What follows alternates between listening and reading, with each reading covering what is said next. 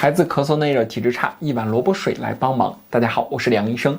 好多家长朋友呢，发现小孩容易口臭口苦，大便秘结，还不好好吃饭，稍微吃一点就肚子饱了，肚子容易胀满，时间长了容易得咳嗽、感冒等疾病，体质还很差。那这个时候呢，你一定先看看孩子的舌苔。如果呢，你发现孩子的舌苔特别厚，上面还有星星点点的小红点，甚至舌苔都已经发黄了，那小心可能是因为积食内热导致的。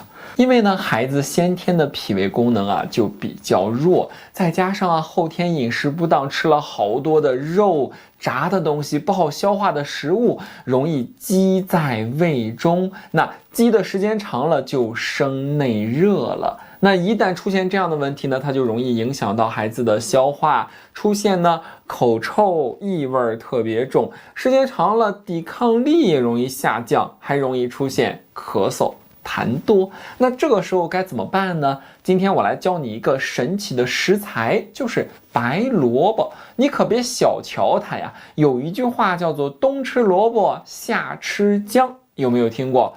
为什么要冬天吃萝卜呀？很多人都有这样的经验，吃完萝卜之后容易放屁。那这个呢，就来源于萝卜的下气和消食的功效。它呢，可以让我们胃肠中积的这些食物快速的往下走，让我们的腑气通畅，并且呢，萝卜性凉，还有比较好的清内热的功效。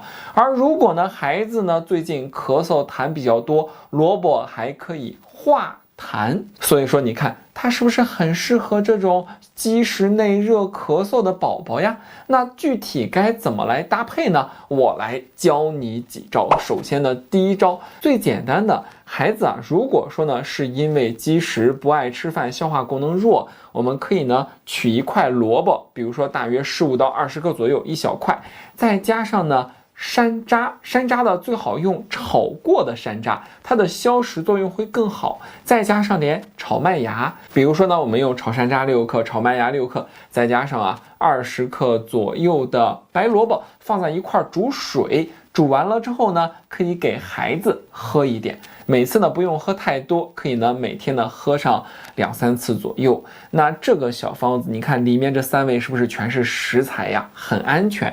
而麦芽和山楂又有很好的消食的功效，再加上萝卜可以消食下气，性凉，可以呢清热，就可以把积在胃肠中的这一些食物给消化掉，并且把热也给清掉了，还不容易上